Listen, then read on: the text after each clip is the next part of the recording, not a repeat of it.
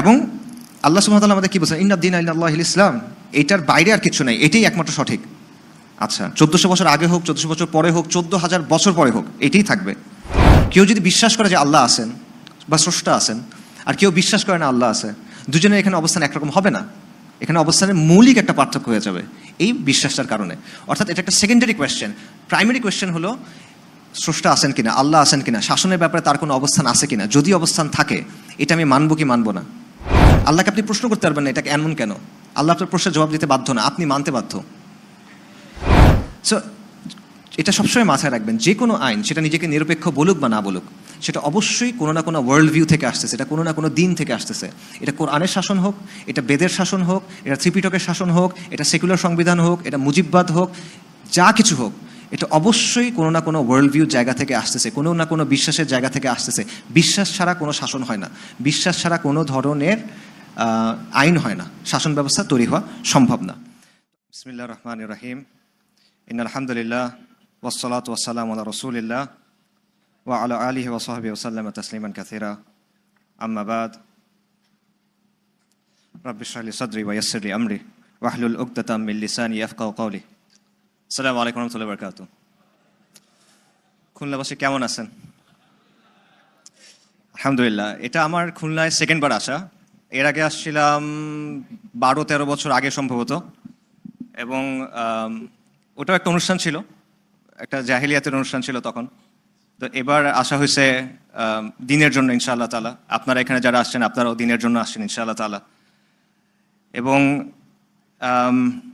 আল্লাহ কবুল করেন, আল্লাহ অর্গানাইজারদের উত্তম জাযা দান করেন, যারা কষ্ট করে অনুষ্ঠান করছেন আপনাদের উত্তম জাযা দান করেন, আমাদের নিয়তগুলা পরিশুদ্ধ করে দেন, আমাদের ইখলাস দান করেন। এবং আমরা কিছু কথা বলার চেষ্টা করছি এখানে, করবো ইনশাআল্লাহ। এগুলো যেন বেনিফিশিয়াল হয়, এগুলো যেন শুধুমাত্র কথা না থাকে, এগুলো যেন আমাদের চিন্তায়, কাজে, জীবনে প্রভাব ফেলে, যদি এগুলা বেনিফিশিয়াল হয়, যদি এগুলোর মধ্যে কোনো কল্যাণ থাকে ইনশাআল্লাহ তাআলা। আমি যে বিষয়টা নিয়ে আলোচনা করার চেষ্টা করবো সেটা বেসিক্যালি একটা শিরোনাম আছে, অনেক সুন্দর একটা বা বড়সড় একটা ফর্মাল শিরোনাম আছে, বাট মূল বিষয়টা হলো যে ইসলাম এবং আধুনিকতা যেটা বলা হয়, মডার্নিটি বা মডার্ন চিন্তা বা পাশ্চাত্য চিন্তা আমরা বলি অনেক সময়, এটার মধ্যে কিছু সাংঘর্ষিকতা আছে, কিছু কনফ্লিক্ট আছে। এই কনফ্লিক্টটার গোড়াটা কোথায় এটা বোঝা এবং এটার ব্যাপারে আমাদের অবস্থানটা বোঝার চেষ্টা করা, এটা আর কি মূলত আলোচনার বিষয়বস্তু। তো এখানে প্রথম যে বিষয়টা আছে সেটা হলো যে আসলে এখানে কোনো সংঘাত আছে কিনা। তো এই জন্য আমরা কয়েকটা পয়েন্ট আগে চিন্তা করতে পারি। 2022 সালের ডিসেম্বর মাসে আফগানিস্তানের যে সরকার, তারা একটা নির্দেশনা জারি করে।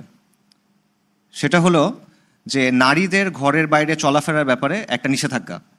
কীরকম নিষেধাজ্ঞা? যে যদি 45 মাইলের ভেতরে হয় তাহলে মহিলারা একা বের হতে পারবেন, কিন্তু যদি 45 মাইলের বাইরে হয় তাহলে তারা একা বের হতে পারবেন না, ঘনিষ্ঠ পুরুষ আত্মীয় থাকা লাগবে সাথে করে। ঠিক আছে, বুঝতে পারতেছেন? 45 মাইল ইজ অ্যাবাউট 72 কিলোমিটারের মতো। তো 45 মাইলের কম হলে মহিলারা একা একা ঘর থেকে বের হতে পারবেন, যদি এর বেশি হয় পারবেন না, সাথে করে ঘনিষ্ঠ পুরুষ আত্মীয় লাগবে। এবং এটা 3 মাস পর,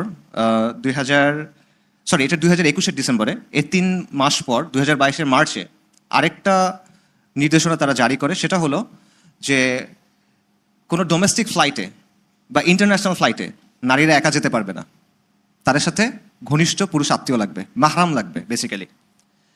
তো এটা যখন জারি হলো তখন এটা নিয়ে ইন্টারন্যাশনাল মিডিয়াতে অনেক সমালোচনা হলো। আন্তর্জাতিক মানবাধিকার সংস্থা যেগুলো আছে, বৈশ্বিক যে সংস্থাগুলো আছে, তারা বিভিন্নভাবে এটার সমালোচনা করলো। এবং তাদের বক্তব্য কি, যে এটা একটা বৈষম্য, এটার মাধ্যমে নারীদেরকে ঘরে বন্দি করে রাখা হচ্ছে, তাদের ব্যক্তি স্বাধীনতায় হস্তক্ষেপ করা হচ্ছে। ভালো কথা, সৌদি আরবেও এরকম একটা নিয়ম ছিল, বিশেষ করে ফ্লাইটের ব্যাপারে, আন্তর্জাতিক ভ্রমণের ব্যাপারে, যে তারা মাহরাম ছাড়া এটা পারবে না। এটা 2019 সালে পরে বাদ দেওয়া হয়েছে, এটা ছিল। তো এই সমালোচনাগুলো কোন কোন জায়গা থেকে আসতেছে? একটা হলো যে ব্যক্তি স্বাধীনতায় হস্তক্ষেপ করা, নারী বাইরে যাবে আপনি বাধা দিচ্ছেন কেন, এটা তার ব্যক্তি স্বাধীনতায় হস্তক্ষেপ। আরেকটা হলো যে এটা শুধু নারীর জন্য কেন, এটা তো পুরুষের জন্য হইতে পারে, আপনি শুধু নারীর জন্য কেন করতেছেন, এটাও একটা বৈষম্য হচ্ছে এখানে। পাশাপাশি এই আফগান সরকার বা এর আগে সৌদি সরকার, তারা এটার পক্ষে যুক্তি কি দিছিল? তাদের যুক্তি ছিল যে এটা ইসলামের একটা বিধান, এটা ধর্মের একটা বিধান, অর্থাৎ তারা ধর্মীয় একটা যুক্তি দিচ্ছে। তো এখানেও একটা আপত্তি আসে যে সরকার কি আমাকে জোর করে ধর্ম পালন করাবে কিনা, সরকারের কি দায়িত্ব কিনা আমাকে মুত্তাকি বানানোর, আমাকে নামাজি বানানোর। এটাও একটা আপত্তি এখানে আসে। তো আমরা যেই সমাজে বড় হয়েছি, যেই ব্যাকগ্রাউন্ড থেকে আমরা বেশিরভাগ মানুষ আসছি, ফর এক্সাম্পল আমি নিজে ব্যক্তিগতভাবে যেখান থেকে আসছি, সেই সব জায়গা থেকে এই যুক্তিগুলো আসলে খুবই ভালো যুক্তি, শক্ত যুক্তি। ছোটকাল থেকে আমি এগুলোকে সঠিক জেনেই বড় হয়েছি আসলে। তো সমস্যাটা হলো যে এই যুক্তি সব তো ভালো লাগতেছে, বাকি ওই অবস্থানটা তো ইসলামের জায়গা থেকে সঠিক। আপনি যদি ইসলামের অবস্থান দেখেন, 4 মাযহাবের অবস্থান দেখেন, 4 মাযহাবের অবস্থান হলো নারী যদি নির্দিষ্ট দূরত্বের বাইরে যায় সে একা যেতে পারবে না, তার সাথে মাহরাম থাকা লাগবে। এই নির্দিষ্ট দূরত্ব কতটুকু এটা নিয়ে মতপার্থক্য আছে। কেউ হয়তো বা ওই 72 কিলোমিটার বলছেন, কেউ হচ্ছে বেশি কম বেশি এটসেট্রা বলছেন। কিন্তু একটা নির্দিষ্ট দূরত্বের বাইরে গেলে সাথে পুরুষ অভিভাবক লাগবে, এই ব্যাপারে সবাই একমত। এখন সমস্যাটা কোথায় হচ্ছে দেখেন, একটা হলো আমার সমাজ, আমার শিক্ষা, আমার সংস্কৃতি, যেভাবে আমি বড় হয়েছি, আমার মূল্যবোধ, এটা আমাকে বলতেছে যে এগুলো ব্যক্তি স্বাধীনতা বিরোধী, এটা বৈষম্য হচ্ছে, ইত্যাদি ইত্যাদি। অন্যদিকে আমি আবার বিশ্বাস করতেছি যে আমি মুসলিম, ইসলাম চিরন্তন, ইসলাম কিয়ামত পর্যন্ত আসছে, সবার জন্য আসছে, ইসলাম যেটা বলে সেটা অবশ্যই সঠিক। দুটা তো মিলতেছে না। ইসলাম যদি সঠিক হয় তাহলে এই অবস্থানও সঠিক, যদি এই অবস্থান সঠিক হয় তাহলে আমি এতক্ষণ যেগুলো বললাম সেগুলো কি হলো, বৈষম্যের কথা, ব্যক্তি স্বাধীনতার কথা, ইত্যাদি ইত্যাদি। তো এই জায়গায় দেখেন আপনি সংঘাত হচ্ছে যে ইসলামের যে অবস্থান আর আমাদের বিল্ট ইন যে অবস্থান বা আমরা যে অবস্থান নিয়ে বড় হচ্ছি এটার মধ্যে মিলতেছে না। এবং এটা কিন্তু শুধু এই জায়গায় না, এটা আরো অনেকগুলো বিষয়ের মধ্যে আছে। যেমন কিছু বিষয় আমি আপনাদের বলি। একটা হলো, আচ্ছা আরেকটা উদাহরণ আগে দিই। ইসলামের শিক্ষা অনুযায়ী জীবিত প্রাণীর ছবি আঁকা কি হালাল না হারাম? হারাম। আচ্ছা, কিন্তু পৃথিবীর শ্রেষ্ঠতম চিত্রকর্ম যেগুলো আছে সেগুলো কিসের? লিওনার্দো দা ভিঞ্চির মোনালিসা আছে। মোনালিসা কি? একটা পোর্ট্রেট, একটা নারীর পোর্ট্রেট। ইয়োহান ভার্মিরের একটা ছবি আছে, girl with the pearl earring, এটাও পৃথিবীর সবচেয়ে দামি ছবিগুলোর একটা, এটাও একটা পোর্ট্রেট। বটেচেলির একটা ছবি আছে, বার্থ অফ ভেনাস, এটা আরও 1 ডিগ্রি বেশি, নগ্ন নারীর পেন্টিং। এগুলো শিল্প। তো এগুলোর ব্যাপারে একদিকে আপনি বলছেন শিল্প তো ভালো জিনিস, আমরা শিল্পকলা একাডেমিতে আছি, ভালো জায়গা নাকি? শিল্প তো ভালো জিনিস, শিল্প সাহিত্য প্রগতি খুব চমৎকার জিনিস বলা হয়। আবার আপনি বলছেন আপনি ইসলাম মানেন, আবার ইসলামে বলা হচ্ছে এটা হারাম। মিলতেছে না তো। ইসলামের জায়গা থেকে যদি আপনি দেখেন এগুলো সব বাদ দিতে হবে। এবং শুধু এগুলো না, স্থাপত্য টাপত্য যা যা আছে এরকম অনেক কিছু আপনার বাদ দিতে হবে, বেশিরভাগ যেগুলো ইসলামের সাথে সাংঘর্ষিক। তাহলে আবার দেখেন সংঘর্ষ আছে কিনা? আছে সংঘর্ষ। এই সংঘর্ষের সমাধান আমরা করছি কিনা? করি নাই, আমরা দুটো একসাথে ধরে রাখছি। এবং এটা আরো অনেক বিষয় নিয়ে আছে, আমি কয়েকটা নাম বলি। যেমন ধরেন পর্দা, পর্দার বিধান, বহুবিবাহ, পরিবার এবং সমাজের নারীর অবস্থান যেটা অলরেডি আসছে, এবং শরিয়া শাসন, জিহাদ ফি সাবিলিল্লাহ, এই প্রত্যেকটা জিনিস নিয়ে সমাজের গতানুগতিক যে অবস্থান, তার যে দৃষ্টিভঙ্গি, এটার সাথে ইসলামের অবস্থানটা মিলে না। এবং এর বাইরে আমাদের জীবনের অংশ হয়ে গেছে অনেক জিনিসপত্র, মনে করেন গান বাজনা, হলিউড, বলিউড, এই টাইপের অনেক কিছু, নারী পুরুষের মেলামেশা, ডেটিং, এগুলো কোনো কিছুই আসলে ইসলামের সাথে কিন্তু মিলে না, কিন্তু এগুলো আমাদের দৈনন্দিন জীবনের অংশ হয়ে গেছে। এবং এটা ছাড়া জীবনকে কল্পনা করা আমাদের জন্য অনেকটা অসম্ভবের মতো হয়ে গেছে। তাহলে দেখেন আবারও সেই কনফ্লিক্টটা আসতেছে। একদিকে আমি বলতেছি ইসলাম সত্য, সুন্দর, শাশ্বত, আরেকদিকে আমার যে জীবন, আমার যে বিশ্বাস, আমার যে মূল্যবোধ, এটা ইসলামের সাথে মিলতেছে না, তাই না? তো দুটা সাংঘর্ষিক জিনিস আপনি কিভাবে ধারণ করবেন এবং এটা ধারণ করে আপনি আসলে কতদিন চলবেন? এটা তো কোনো সাস্টেইনেবল মিক্স না, এটা তো টেকসই না, এটা একটা কোনো একটা দিকে চলে যেতে হবে। তো এই জায়গায় একটা টানাপোড়ন তৈরি হচ্ছে, একটা দড়ি টানাটানি চলতেছে। আপনার মাথার ভিতরে দুইটা অতিকায় প্রতিপক্ষ, বিশাল বিশাল এন্টিটি, দড়ি টানাটানি করার মতো একটা অবস্থা, আপনি মাঝখানে পড়ে গেছেন। এবং এটা আমাদের সমাজের ক্ষেত্র। তো এই যে সংঘাতটা, এটা শেকড়টা আসলে কোথায়, এইটা আর কি আলোচনার জায়গা। এটা নিয়ে আমি আলোচনা করতে চাই। এবং আমরা অনেক সময় পাশ্চাত্য সভ্যতার বা আধুনিকতার বিভিন্ন অ্যাসপেক্ট নিয়ে আলোচনা করি, যেমন ধরেন পুঁজিবাদ বা ডেমোক্রেসি, লিবারালিজম, ফেমিনিজম এটসেট্রা, আমরা এগুলো নিয়ে আলোচনা করি। এবং এগুলো নিয়ে আলোচনা করার সময় বা এগুলো হ্যান্ডেল করার সময় আমরা অনেক সময় তালগোল পাকায় ফেলি, একটু সমস্যাও হয়ে যায়। কিন্তু এগুলো আসলে মূলত সিমটম, উপসর্গ, রোগের উপসর্গ, মূল রোগ এগুলো না। মূল রোগটা হলো শেকড়ে একটা সমস্যা রয়ে যাচ্ছে। আপনি একই সাথে ইসলাম ধারণ করতেছেন, আবার আপনি একই সাথে আধুনিকতাকে ধারণ করতেছেন, এবং এই জায়গায় একটা দ্বন্দ্ব আছে। এবং দ্বন্দ্বটা বুঝতে হলে আমাদের একটা কনসেপ্ট বোঝা হেল্পফুল হতে পারে, আমার জন্য হেল্পফুল হয়েছে। সেই কনসেপ্টটা হলো ওয়ার্ল্ড ভিউ। ওয়ার্ল্ড ভিউ এটা একটা মূলত জার্মান কনসেপ্ট বা জার্মান শব্দ, ওয়েলথ অ্যান্ড সাউন্ড, এটা দাঁত ভাঙা একটা শব্দ। এটার অনেক অর্থ আছে। বাংলা অর্থ, ইংরেজিতে এটার অর্থ হয় ওয়ার্ল্ড ভিউ বা ওয়ার্ল্ড ইনটিউশন। বাংলা এটার বিভিন্ন অর্থ আছে, যেমন মনে করেন বিশ্ববিখ্যা, দুনিয়া দর্শন, বিশ্ব দৃষ্টিভঙ্গি, এটসেট্রা এটসেট্রা। আমার কাছে এই অর্থগুলা মানে প্রতিশব্দগুলো খুব একটা কি বলে জুৎসই মনে হয় না। বিশেষ করে আমি যেভাবে চিন্তা করি ওই জায়গায় আমার কাছে জুৎসই মনে হয় না, এটা একটু পরে বলতেছি। সো ওই প্রতিশব্দ বাদ দিয়ে আমরা আসেন কনসেপ্টটা বোঝার চেষ্টা করি। ওয়ার্ল্ড ভিউ বলতে আসলে কি বোঝাচ্ছে? ওয়ার্ল্ড ভিউ হলো যে অস্তিত্বের সামগ্রিক ব্যাখ্যা। আপনার তো অস্তিত্ব আছে, আপনার সামনে একটা পৃথিবী আছে, দুনিয়া আছে, এটার সামগ্রিক যে ব্যাখ্যাটা আপনার মাথার ভেতরে আছে, মনের ভেতরে আছে, চিন্তার মধ্যে আছে, এটা হলো ওয়ার্ল্ড ভিউ। এটা হলো চিন্তার একটা কাঠামো যেটার ভেতর দিয়ে আপনি সবকিছুকে বোঝেন। এটা একটা চশমার মতো, ওই চশমা যেটা দিয়ে আপনি দুনিয়াকে দেখেন, বাস্তবতাকে দেখেন। এবং এটা একটা বুদ্ধিবৃত্তিক আবশ্যকতা, এটা আপনার লাগবেই। কেন লাগবে?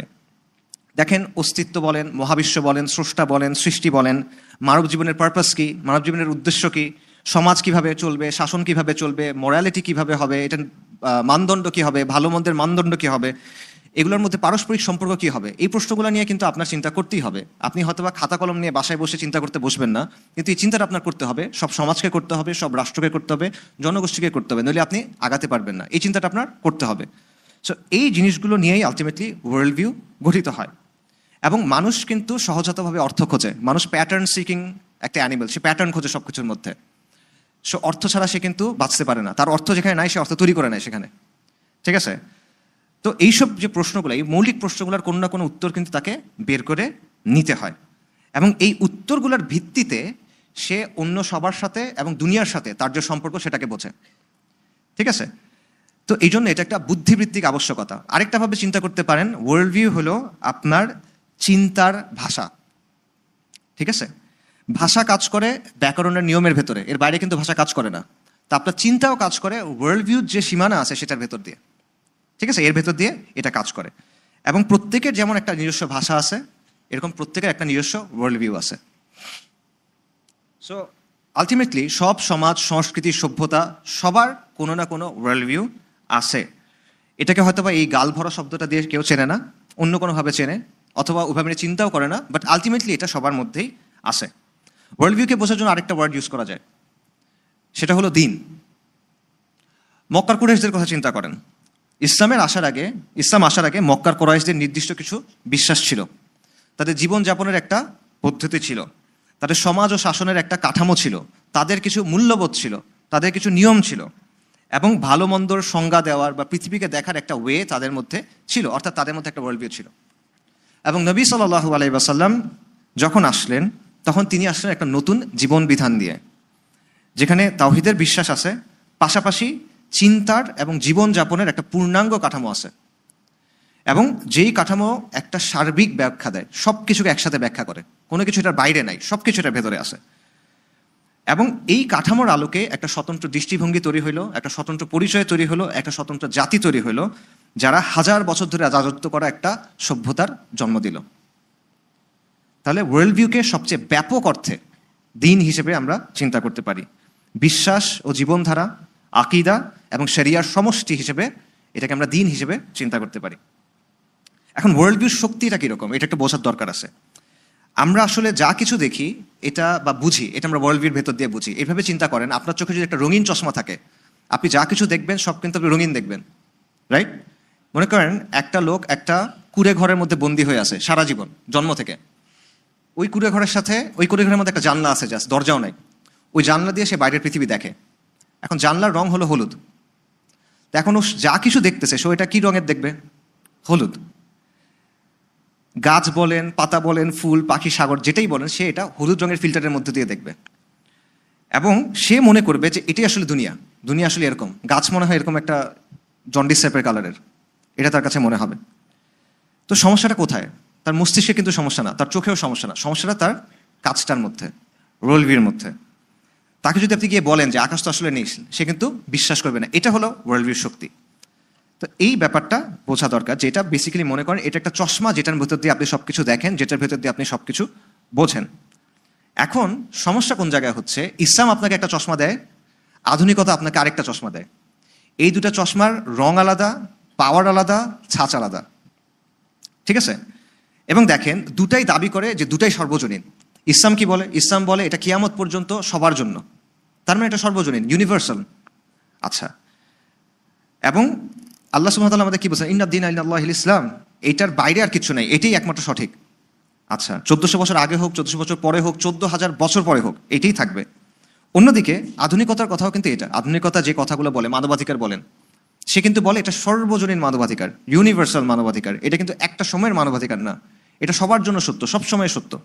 তার যে চিন্তা চেতনা ধারণাগুলো আছে এগুলো সে মনে করে সর্বজনীন। অর্থাৎ এখানে তারা প্রতিদ্বন্দ্বী হয়ে গেছে। ইসলামও বলতেছে আমি সর্বজনীন, সেও বলতেছে আমি সর্বজনীন, এবং দুটার কথা মিলতেছে না, তাহলে তারা প্রতিদ্বন্দ্বী এখন, এবং সাংঘর্ষিক। বেসিক্যালি সমস্যা কোন জায়গায় হচ্ছে? সমস্যা হচ্ছে আমরা দুইটা একই সাথে ধারণ করার চেষ্টা করতেছি। এই যে আমরা প্রথমে যে এক্সাম্পল দিলাম নারীর ব্যাপারে, মাহরামের ব্যাপারে, আপনি মানতে পারতেছেন না কেন? ইসলামের জায়গা তো ক্লিয়ার, আপনি মুসলিম হলে এটা আপনার মানতে সমস্যা কই? কারণ আপনি ওইটাও ধারণ করতেছেন। শিল্পের ব্যাপারে আপনি মানতে পারতেছেন না কেন? ইসলামের জায়গা থেকে চিন্তা করেন, আল্লাহ ঠিক বলে দিয়েছেন, শেষ কথা তো শেষ এখানে, রাইট? আপনি মানতে পারতেছেন না কেন? কারণ ওই জিনিসটা আছে। দাসপ্রথার কথা চিন্তা করেন, কেন আপনি মানতে পারতেছেন না? এক্স্যাক্টলি সেম কারণ। কারণ ইসলামের জায়গা থেকে অবস্থান খুবই সিম্পল, কিন্তু যেহেতু আপনার মধ্যে ওই জিনিসটা রয়ে গেছে, আমার মধ্যে রয়ে গেছে, আমাদের মধ্যে রয়ে গেছে, তাই আমরা এটা মানতে পারতেছি না। সো ওয়ার্ল্ড ভিউর মিশ্রণ ব্যাপারটা হলো আপনি দুই চোখে দুইটা চশমা পড়তেছেন, দুই পাড়ে দুইটা চশমা পড়তেছেন। তাহলে এটা কি হবে? আপনি যেটা রাস্তায় হাঁটতে গিয়ে হোঁচট খাবেন, যেটা রাস্তা সমতল এটা মনে হবে এবড়ো কেবড়ো, রাইট? এবং কাছের জিনিসকে দূরের মনে হবে, দূরের জিনিসকে কাছের মনে হবে, আঁকা বাঁকা মনে হবে। এই প্রবলেমটা হবে, এইটি আমাদের হচ্ছে। একদিকে আমরা বিশ্বাসের দিক থেকে মুসলিম, অন্য দিক থেকে আমরা পশ্চিম থেকে আসা যে আধুনিকতার যে চিন্তাটা, এটা একদম গ্রহণ করে নিছি। এই কারণে প্রবলেমটা হচ্ছে। এবং এটা কেন হচ্ছে? কারণ আমরা তো আধুনিকতার মানুষ, আমরা এটার ভিতরে বড় হয়েছি, এটা আমরা শুষে নিছি। মাছ যখন পানির মধ্যে বড় হয়, সে কি পানি নিয়ে আলাদা করে চিন্তা করে না। তার জন্ম থেকে সে পানির মধ্যেই আছে, পানিটাই তার কাছে নর্মালসি, এটাই নর্মাল অবস্থা, স্ট্যাটাসকো। আমাদের অবস্থা এক্স্যাক্টলি সেম। আমরা আধুনিকতার ভেতরে যেহেতু বড় হয়েছি, এইগুলো নিয়ে আমরা ভাবে যাচাই বাছাইও করিনি। আমরা মনে করছি এগুলাই সত্য, এগুলাই সঠিক। আবার একই সাথে আমরা ইসলামটাও ধারণ করার চেষ্টা করছি, আবার ইসলামটা প্রপারলি বোঝার চেষ্টা করি নাই। ইউজুয়ালি আপনারা এখানে যারা আসছেন তারা হয়তো বা করছেন, বাট আমাদের সমাজের সামগ্রিক চিত্রটা যদি চিন্তা করেন, সো এই জায়গা থেকে প্রবলেমগুলো হচ্ছে, এবং এটা বোঝানো কঠিন। সো ওই যে আগের জায়গাটা চিন্তা করেন যে ওয়ার্ল্ড ভিউর যে মিশ্রণ হয়, এটা মানুষকে বোঝানো আসলে কঠিন। ওই লোকের কথা চিন্তা করেন যে সবসময় ওই রুমের ভেতরে আছে, এবং সে সবসময় দুনিয়াকে দেখতেছে সবুজ রঙের কাচের ভেতর দিয়ে, সে তো বুঝবে না। বা আরেকটা এক্সাম্পল চিন্তা করেন, মনে করেন একটা দ্বীপ, সেই দ্বীপে কিছু মানুষ আছে, তাদের সাথে বাইরের পৃথিবীর কোনো সম্পর্ক নাই। জীবনে তারা সেই দ্বীপের বাইরে জানে না, ওই দ্বীপের বাইরে পৃথিবী আছে এটাও তারা জানে না। এখন মনে করেন কোনো একটা কারণে এরা সবাই কালার ব্লাইন্ড, বর্ণান্ধ। কালার ব্লাইন্ড বিভিন্ন ধরনের হয়, কেউ হয়তো বা কোনো একটা রং দেখে না, কেউ একটু কম দেখে। বাট কালার ব্লাইন্ডের সবচেয়ে এক্সট্রিম ফর্মটা হলো তারা ব্ল্যাক অ্যান্ড হোয়াইট দেখে, কোনো রঙই দেখে না। মনে করেন এই দ্বীপের সব মানুষ জন্ম থেকে ব্ল্যাক অ্যান্ড হোয়াইট দেখে, আর কিচ্ছু দেখে না। তো তাদের কাছে দুনিয়া ব্ল্যাক অ্যান্ড হোয়াইট। এখন মনে করেন আপনাকে ওই দ্বীপে পাঠাইলাম আমি 6 মাসের একটা মিশন দিয়ে, যে এদেরকে রং বুঝায় আসেন ভাই, আপনি বুঝাতে পারবেন? আপনি তাকে বুঝাতে পারবেন যে গাছ আসলে সবুজ, রক্ত আসলে লাল, সমুদ্র আসলে নীল? বুঝাতে পারবেন? পারবেন না। তার জায়গা থেকে যুক্তি খুব ক্লিয়ার। তাকে, সে আপনাকে চেনে না, সে নিজে দেখতেছে এটা সাদা কালো, তার আশেপাশে যারা আছে, যারাকে সে বিশ্বাস করে, তারা সবাই বলতেছে এটা সাদা কালো। আপনি হঠাৎ করে কোত্থেকে এসে তাকে উল্টা কথা বলতেছেন? তার কাছে যে ইনফরমেশন আছে সেই জায়গা থেকে আপনার কথা মানার কোনো কারণ নেই, রাইট? সো এটা বোঝানো extremely difficult. So world view জায়গাটাও এই জন্য বোঝানো আমার কাছে মনে হয় খুবই ডিফিকাল্ট, এবং এই জন্য এই জায়গাটা বোঝা জরুরি। মানে আপনারা হয়তো ভাবছেন যে আমি এই আলোচনাগুলো কেন করতেছি। দেখেন, আমরা যে আলোচনাগুলো করি সমাজ নিয়ে, অর্থনীতি নিয়ে, রাজনীতি নিয়ে, এটসেট্রা নিয়ে, এই সবগুলো আসলে সেকেন্ডারি প্রশ্ন। এই সবগুলো আসলে সেকেন্ডারি প্রশ্ন। উচিত অনুচিতের যে আলোচনাগুলো আমরা করি, নৈতিকতার আলোচনা করি, সব সেকেন্ডারি প্রশ্ন। এগুলোর এই নিয়ে যে মত পার্থক্য হয়, এই নিয়ে তর্ক হয়, এগুলোর পিছিয়ে আসে এই ওয়ার্ল্ড ভিউর ব্যাপারটা, যে মূল জায়গাটার ক্ষেত্রে পার্থক্য রয়ে যাচ্ছে, তাই এই পার্থক্যটা হবে। আপনি একটা সিম্পল জিনিস চিন্তা করেন, রাজনীতির কথা চিন্তা করেন, যে রাজনীতির ভিত্তিটা কি হবে, শাসনের ভিত্তি কি হবে, সার্বভৌমত্ব কার, ক্ষমতা কার? এই প্রশ্নগুলোর উত্তর আপনি যদি ডিসাইড করতে যান, তখন আপনার রাজনীতির গণ্ডি থেকে বের হয়ে আরও মানে বিস্তৃত একটা জায়গায় চলে যেতে হবে। কেউ যদি বিশ্বাস করে যে আল্লাহ আছেন বা স্রষ্টা আছেন, আর কেউ বিশ্বাস করে না আল্লাহ আছে, দুজনের এখানে অবস্থান একরকম হবে না। এখানে অবস্থানের মৌলিক একটা পার্থক্য হয়ে যাবে এই বিশ্বাসটার কারণে। অর্থাৎ এটা একটা সেকেন্ডারি কোয়েশ্চেন। প্রাইমারি কোয়েশ্চেন হলো স্রষ্টা আছেন কিনা, আল্লাহ আছেন কিনা, শাসনের ব্যাপারে তার কোনো অবস্থান আছে কিনা। যদি অবস্থান থাকে, এটা আমি মানবো কি মানবো না, রাইট? সো একই কথা অন্য সবগুলো জিনিসের ক্ষেত্রে, এটা আপনি অর্থনীতির ক্ষেত্রে বলেন, সমাজনীতির ক্ষেত্রে বলেন, শিল্প বলেন, সব কিছুর ক্ষেত্রে এটা হবে। তো এই জিনিসটা বোঝা কেন জরুরি? কারণ আজকে দেখবেন আমরা বিভিন্ন সংশয়ের মুখোমুখি হই, আমাদের মনের মধ্যে অনেক প্রশ্ন থাকে, এবং এটা নিয়ে অনেকে ইমানের মানে একটা ঝামেলার মধ্যে পড়ে যান। এটা আমি অলরেডি বললাম যে বহুবিবাহ বলেন, দাসপ্রথা বলেন, জিহাদ ফিসাবিল্লাহ, শরিয়া, পর্দা প্রথা, নানা বিষয় নিয়ে আমাদের মধ্যে কনফিউশন থাকে, সংঘাত থাকে বা সমাজের মধ্যে আছে। এখন আমরা কি করি, আমরা এগুলো একটা একটা করে বোঝানোর চেষ্টা করি যে ঠিক আছে এটার মানে এইটা, এটার একটা যুক্তি আছে, এই রিসার্চ ওই রিসার্চ, হ্যান ত্যান, এটা বোঝার চেষ্টা করি। কিন্তু আমি পার্সোনালি মনে করি এই অ্যাপ্রোচটা আসলে খুব একটা ইফেক্টিভ না। কারণ এই প্রশ্নের শেষ নাই, এই প্রশ্ন আসতেই থাকবে, আপনি কয়টা বুঝাবেন তাকে। এখানে মূল জায়গায় আপনার যাইতে হবে, মৌলিক প্রশ্নটার জায়গায় যাইতে হবে। মৌলিক জায়গায় অ্যালাইনমেন্টটা যদি ঠিক হয় তাহলে এই প্রশ্নগুলো সলভ হয়ে যাবে নিজে নিজে। আর মৌলিক জায়গায় যদি অ্যালাইনমেন্ট ঠিক না হয় তাহলে এই প্রশ্ন একটার পর একটা আসতেই থাকবে। ঠিক আছে, আপনি মৌলিক জায়গাটা তার কাছে স্পষ্ট করে দেন, এরপর যে মানার সে মানবে, যে না মানার সে আল্লাহর কাছে গিয়ে বুঝবে। আপনার এখানে তেমন কিছু করার নাই। সো মৌলিক প্রশ্নগুলো আসলে কি, আমরা ওয়ার্ল্ড ভিউর আলোচনায় চলে যাই। ওয়ার্ল্ড ভিউর কিছু মৌলিক উপাদান আছে, বা আপনি বলতে পারেন ওয়ার্ল্ড ভিউর কিছু মৌলিক রোকন আছে বা স্তম্ভ আছে। এগুলা কি? এগুলো হলো কিছু মৌলিক প্রশ্ন, যে প্রশ্নগুলোর উত্তর সবাই কিছু না কিছু উত্তর ধরে নেয়, এবং এই উত্তরগুলো নিয়েই তার ওয়ার্ল্ড ভিউ তৈরি হয়, ওই চশমাটা তৈরি হয় যেটা দিয়ে সে সব কিছু দেখে। তো প্রশ্নগুলো কি? একটা প্রশ্ন হলো বাস্তবতা এবং অস্তিত্ব নিয়ে প্রশ্ন, একটা হলো জ্ঞান নিয়ে প্রশ্ন, একটা হলো মানুষের আত্মজিজ্ঞাসা, মানুষের উৎসটা কি, মানুষের শেকড়টা কি, এটা নিয়ে একটা প্রশ্ন, একটা হলো জীবনের উদ্দেশ্য কি, জীবনের অর্থ কি, এটা নিয়ে প্রশ্ন, নৈতিকতা নিয়ে প্রশ্ন, এবং সমাজ এবং শাসন, এটা নিয়ে প্রশ্ন। এখানে প্রশ্ন আরও হইতে পারে, আর অনেকগুলো প্রশ্ন হতে পারে। বাকি এই প্রশ্নগুলোর উত্তর যদি আপনি দিয়ে ফেলেন তাহলে আপনি দেখবেন আপনি ওয়ার্ল্ড ভিউর ব্যাপারটা বুঝে ফেলছেন, এবং কোথায় পার্থক্য হচ্ছে এটা বুঝে ফেলছেন, কোন জায়গায় ঝামেলা হচ্ছে এটা ইনশাল্লাহ ক্লিয়ার হয়ে যাবে আপনার কাছে। প্রথম প্রশ্ন দেখেন, যে বাস্তবতা এবং অস্তিত্ব নিয়ে প্রশ্ন। এই প্রশ্নটা কি, যে আসলে কি আছে কি নাই, কোনটা বাস্তব কোনটা অবাস্তব, এবং পরম বাস্তবতা, প্রাইম রিয়ালিটি কি। কথাবার্তা একটু অ্যাবস্ট্রাক্ট লাগতে পারে, সহজভাবে বলি। যেমন ধরুন আমার সামনে মাইকটা আছে, আমার সামনে ডায়াস আছে, আমার সামনে আপনারা আছেন, আপনাদের সামনে আমি আছি, এটা আপনারা সবাই একমত। এটার ক্ষেত্রে ইসলাম এবং আধুনিকতাও একমত। কিন্তু আপনি যদি বলেন রূহ আছে কিনা, আপনি যদি বলেন বারজাক আছে কিনা, আপনি যদি বলেন জিন আছে কিনা, আপনি যদি বলেন সেহের জাদু আছে কিনা, আপনি যদি বলেন আইন আল হাসাদ বদনজর এটা আছে কিনা, তখন আধুনিকতা কি বলবে? আখিরাত আছে কিনা, জান্নাত এবং জাহান্নাম আছে কিনা, আল্লাহ আছেন কিনা। এইখানে আধুনিকতার অবস্থান এবং ইসলামের অবস্থান কি? পার্থক্য, ব্যাপক পার্থক্য এখানে। আধুনিকতা এগুলো সব কি গায়েব, তো আধুনিকতা গায়েবের অস্তিত্ব স্বীকার করে না। আর ইসলাম কি বলে? ইসলামের অবস্থান শুরু হয়েছে গায়েবের অবস্থান থেকে। আল্লাহ সুবহানাহু ওয়া তাআলা সূরা বাকারা থেকে বলেছেন আলিফ লাম মিম যালিকাল কিতাবু লা রাইবা ফীহি হুদাল লিল মুত্তাকিন আল্লাযীনা ইউমিনুনা বিল গায়ব, যে এটা হলো কিতাব যেটার মধ্যে কোনো সন্দেহ নাই, এটা মুত্তাকিদের জন্য হুদা, দিক নির্দেশনা। এবং মুত্তাকিদের বৈশিষ্ট্যের প্রথম কি আসছে? যারা গায়েবের উপর ঈমান আনছে। আপনারা আমানতু বিল্লাহ পড়ছেন না? আমানতু বিল্লাহি ওয়া মালাইকাতিহি ওয়া কুতুবিহি ওয়া রাসূলিহি ওয়াল ইয়াউমিল আখির, তারপরে কাদার, তারপর বাসি বাদাল মাউত, পুনরুত্থান। এগুলো সব কি গায়েব। এটা আপনি আধুনিকতা বিশ্বাস করে? এগুলো বিশ্বাস করে না। ইসলামের বিশ্বাস শুরু হচ্ছে গায়েবের উপর বিশ্বাসে নেয়, আর আধুনিকতা শুরু করতেছে এগুলো অস্বীকার করে। তো এই জায়গায় যদি পার্থক্য হয়, সেকেন্ডারি প্রশ্ন যেগুলো আছে, রাজনীতি বলেন, অর্থনীতি বলেন, সংস্কৃতি বলেন, সমাজ বলেন, শিল্প বলেন, পার্থক্য হবে কিনা? অবশ্যই হবে। আচ্ছা, এবং এখানে সবচেয়ে বড় পার্থক্য কোথায়? আধুনিকতা স্রষ্টার অস্তিত্বকে স্বীকার করে না, অথবা সে মনে করে স্রষ্টার অস্তিত্ব থাকতে পারে, বাকি স্রষ্টার রেলেভেন্ট না, নাউজুবিল্লাহ, যে স্রষ্টার যে চিন্তা আছে সেটা সমাজের জন্য, রাষ্ট্রের জন্য প্রাসঙ্গিক না, এটা আমরা ঠিক করব। ইসলাম কি বলে? ইসলাম বলে আল্লাহু খালিকু কুল্লি শাইইন ওয়া হুয়া আলা কুল্লি শাইইন ওয়াকিল। আল্লাহ সুবহানাহু ওয়া তাআলা সবকিছুর সৃষ্টিকর্তা, উনি সবকিছুর তত্ত্বাবধায়ক। এবং সমগ্র সৃষ্টি, বাস্তব এবং অবাস্তব, সম্ভব এবং অসম্ভব, এগুলোর অবস্থান কই? এগুলোর অবস্থান হলো কাফ আর নুনের মাঝখানে। আল্লাহ যখন কোনো কিছু চান, আল্লাহ কি বলেন? ইয়াকুলু লাহু কুন ফায়াকুন, আল্লাহ বলেন আর হয়ে যায়। এটা হলো ইসলামের অবস্থান। কাজেই বাস্তবতা, অস্তিত্ব, এই জায়গায় মেজর একটা পার্থক্য হচ্ছে। আচ্ছা, সেকেন্ড কোয়েশ্চেনে আসেন, জ্ঞান। জ্ঞান কি? জ্ঞানের উৎস কি? জ্ঞানের সংজ্ঞা কি? জ্ঞানের মাপকাঠি কি? আপনি যাচাই কিভাবে করবেন? মনে করেন আপনি বললেন যে আমি জানি ক সত্য, এটা আপনি কিভাবে জানলেন?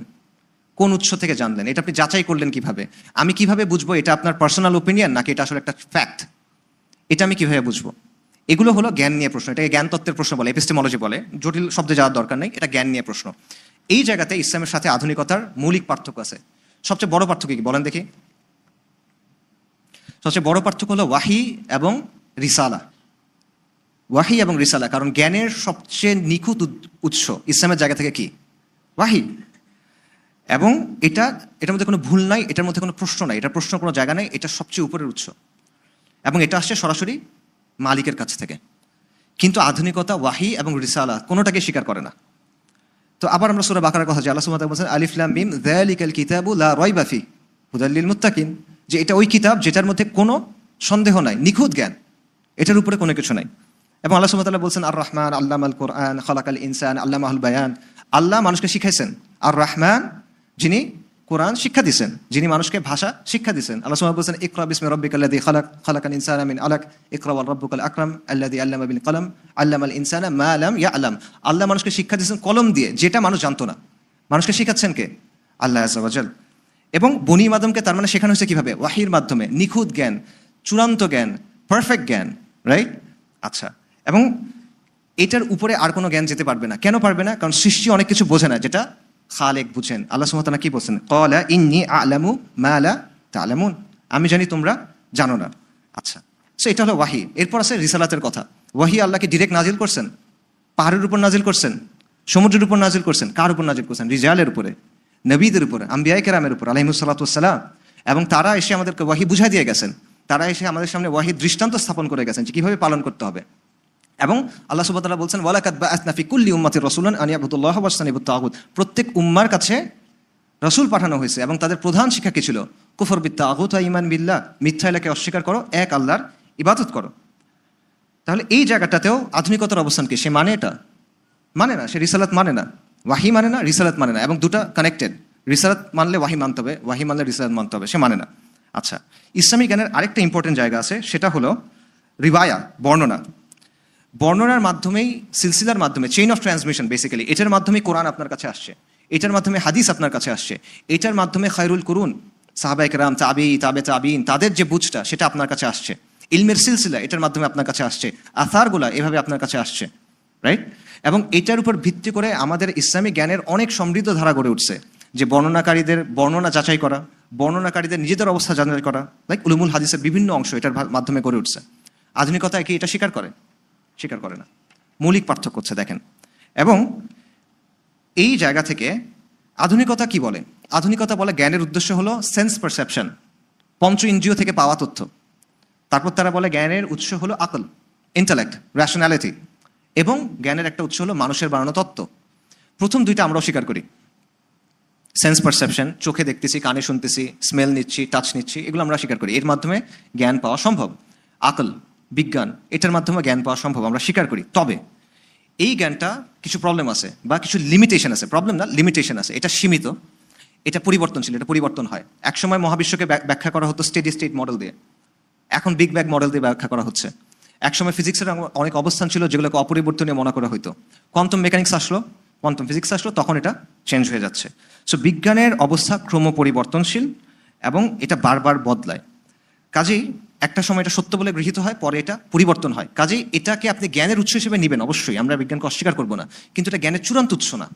জ্ঞানের চূড়ান্ত উৎস কি? ওয়াহি। আচ্ছা, তাছাড়া আরেকটা বড় বিষয় চিন্তা করেন, মানুষের যে বিচার বুদ্ধি, মানুষের আকল, মানুষের ইন্টেলেক্ট, এটা কিন্তু নিরপেক্ষ না। মানুষের ইন্টেলেক্ট প্রভাবিত হয় কি দিয়ে প্রভাবিত হয়? ওই যে ওয়ার্ল্ড ভিউ দিয়ে প্রভাবিত হয়। সো আপনি যে তত্ত্ব বানাচ্ছেন সেই তত্ত্ব সঠিক হইতে পারে, ভুল হইতে পারে। এবং বর্তমানে সামাজিক বিজ্ঞানে যেসব তত্ত্ব আছে এগুলোর অনেকগুলাই আসলে সঠিক না। যেমন ধরেন ছেলে মেয়ে হইতে পারে, মেয়ে ছেলে হইতে পারে, এই টাইপের যেগুলো, এগুলো কোথেকে আসতেছে? সোশ্যাল সায়েন্সের বিভিন্ন তত্ত্ব থেকে আসতেছে। এগুলো বাস্তব ভাষায় সাংঘর্ষিক আমরা দেখতেছি, কিন্তু এগুলো কথার মারপ্যাচে কিন্তু গ্রহণ করা হচ্ছে। সো এই জিনিসপত্রগুলোকে মানে আকল থেকে যাই আসবে সেটাকে জ্ঞান হিসেবে গ্রহণ করতে হবে, এটা একটা সঠিক অবস্থান না। এটাকে কোরআনের মাপকাঠিতে, নুসুসের মাপকাঠিতে, সালাফুস সালিহিনের বুঝের মাপকাঠিতে আপনার বিচার করতে হবে। সো এখানে দেখেন বড় পার্থক্য হচ্ছে। এবং আল্লাহ সুবহানাহু ওয়া তাআলা কি বলছেন? ওয়ামা ইয়াত্তাবিউ আকসারুহুম ইল্লা দন্না, যে তাদের অধিকাংশ কেবল ধারণার অনুসরণ করে, তাই না? এবং বাস্তবেও আমরা যে সামাজিক তত্ত্বগুলো বলি এগুলো কি আসলে? ধারণার অনুসরণ। আচ্ছা, সো ওয়ার্ল্ড ভিউর ক্ষেত্রে দুইটা প্রশ্ন আমরা দেখলাম, অস্তিত্ব নিয়ে, বাস্তবতা নিয়ে, এবং এটা আসলে সবচেয়ে বেশি ইম্পর্টেন্ট দুটো প্রশ্ন। ওয়ার্ল্ড ভিউ যদি একটা গাছ হয় তাহলে বাস্তবতা এবং অস্তিত্ব নিয়ে যে প্রশ্ন, এটার উত্তরটা হলো শেকড়ের মতো। আর জ্ঞান নিয়ে যে প্রশ্ন, এটা হলো গাছের কাণ্ড বা গুড়ির মতো। এটা বাকি সব কিছু ডিফাইন করে দিবে আসলে কেমন হবে। গাছের শেকড় এবং কাণ্ড যেরকম হবে এটার উপর ডিপেন্ড করবে গাছের ডালপালা কেমন হবে এবং ওই গাছের ফল কেমন হবে। সো দুইটা গাছ চিন্তা করেন, একটা ইসলামের, একটা আধুনিকতার, দুইটা গাছের শেকড় আলাদা, কাণ্ড আলাদা, মৌলিক পার্থক্য। আচ্ছা, এরপর দেখেন মানুষের আত্মজিজ্ঞাসা, তৃতীয় প্রশ্ন, যে মানুষ আসলে জিনিসটা কি, সে কোত্থেকে আসছে। এই প্রশ্নটা। তো কোরআনে আল্লাহ সুবহানাহু ওয়া তাআলা আমাদের স্পষ্ট বলে দিয়েছেন মানুষ হলো আল্লাহর সৃষ্টি, মানুষ হলো আল্লাহর গোলাম। আল্লাহ সুবহানাহু ওয়া তাআলা আদম আলাইহিস সালামকে তৈরি করছেন, তারপর হাওয়া আলাইহিস সালাম, তার থেকে আমরা বানি আদম। এবং মানুষকে আল্লাহ সুবহানাহু ওয়া তাআলা সৃষ্টি করছেন কিভাবে? পৃথিবীতে তার খলিফা হিসেবে, ইন্নী জাইলুন ফিল আরদি খলিফা। এবং মানুষকে আল্লাহ সুবহানাহু ওয়া তাআলা কি করছেন? সম্মান দিয়েছেন অনেকের উপর, ওয়ালাকাদ কাররামনা বানি আদম, আল্লাহ সুবহানাহু ওয়া তাআলা বলছেন। এবং মানুষ কিভাবে আসলো? বিবর্তনের মাধ্যমে আসছে। বন মানুষ থেকে আস্তে আস্তে এই হয়ে আসছে।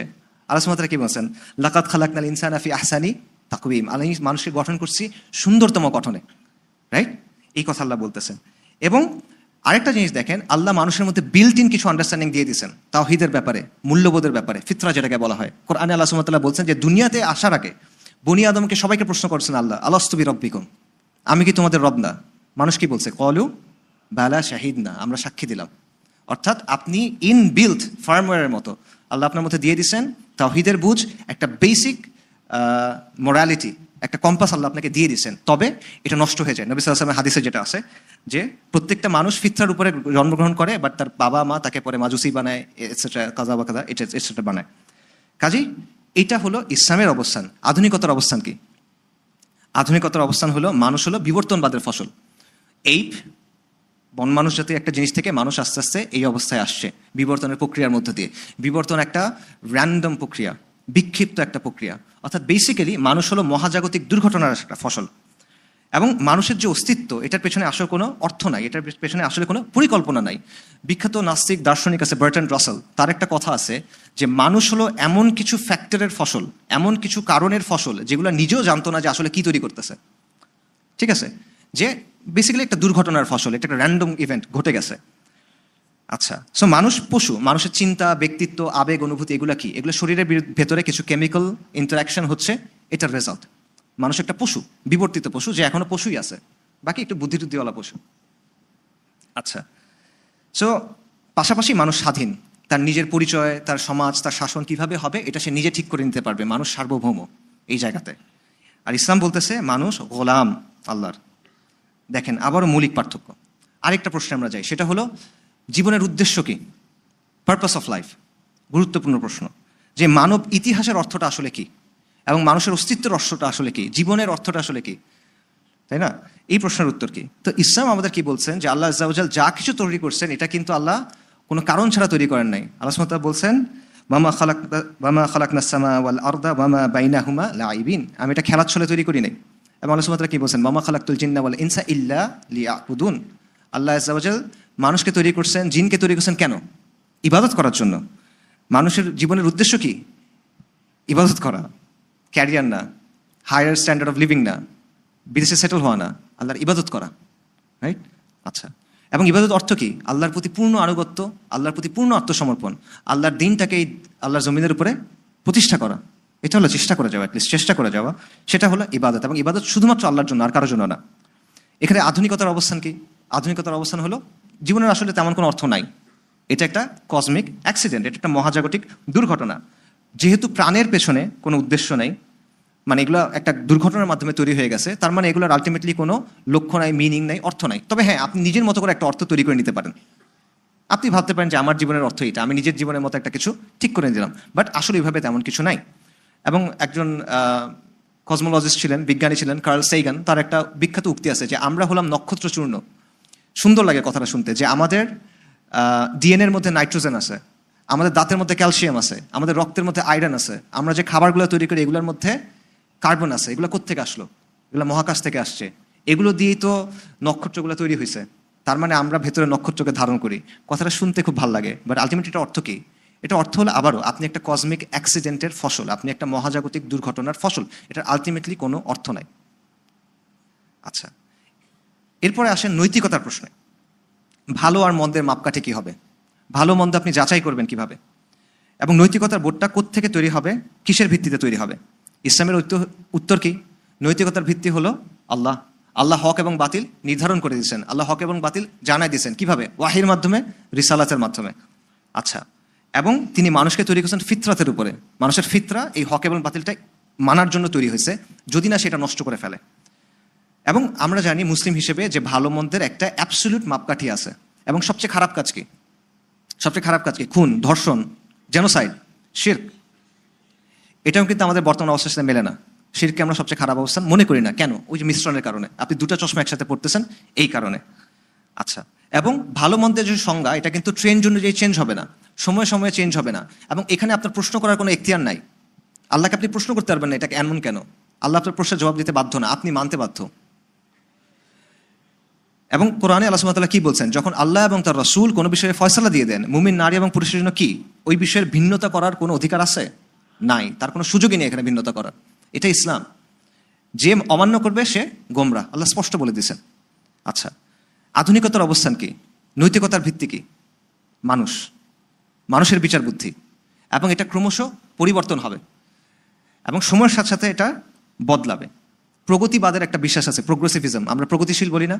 প্রগতিবাদের বিশ্বাস হলো সময়ের সাথে সাথে মানুষের উন্নতি হচ্ছে, এটা বৈষয়িক উন্নতি, এটা চিন্তার উন্নতি, এটা জ্ঞানের উন্নতি, এটা প্রযুক্তির উন্নতি, এটা নৈতিক উন্নতি। আগে আমরা অনেক কিছু খারাপ করতাম, এখন আমরা ভালো বুঝতে পারছি, আমাদের জ্ঞান বিজ্ঞান উন্নতি হয়েছে, এখন আমরা এগুলো ভালো বুঝতে পারছি, সামনে গিয়ে আরো ভালো বুঝবো, এরকম একটা বিশ্বাস। তো এটা হলো আধুনিক মানুষের অবস্থান। আধুনিকতার নৈতিকতার ব্যাপারে মোটা দাগে দুটো অবস্থান আছে, ইউটিলিটারিয়ানিজম এবং ডিঅন্টোলজিক্যাল এথিক্স। ওই আলোচনায় যাচ্ছি না, জটিল আলোচনা। আমরা লাস্ট পয়েন্টে যাই, সেটা হলো সমাজ এবং শাসনের ব্যাপারে অবস্থানটা কি। সমাজের ভিত্তি কি হবে, শাসনের ভিত্তি কি হবে, আইনের ভিত্তি কি হবে, শাসক এবং অধীনস্থের মধ্যে সম্পর্কটা কি হবে, সার্বভৌমত্ব কার, এই জায়গাটা নিয়ে প্রশ্ন আছে। এবং এই প্রশ্নগুলোর উত্তর চিন্তা করেন আগের প্রশ্নগুলোর সাথে কানেক্টেড। প্রত্যেকটা প্রশ্ন আগের প্রশ্নের সাথে কানেক্টেড। যেমন আইন সবসময় গড়ে উঠে মোরালিটির উপর ভিত্তি করে, ভালো মন্দের একটা ধারণার উপর ভিত্তি করে আইন তৈরি হয়। সো মোরালিটির উপর এটা ডিপেন্ডেন্ট। আচ্ছা, আইন অবশ্যই দিন নির্ভর, কোনো না কোনো ওয়ার্ল্ড ভিউ জায়গা থেকে আইন তৈরি হয়।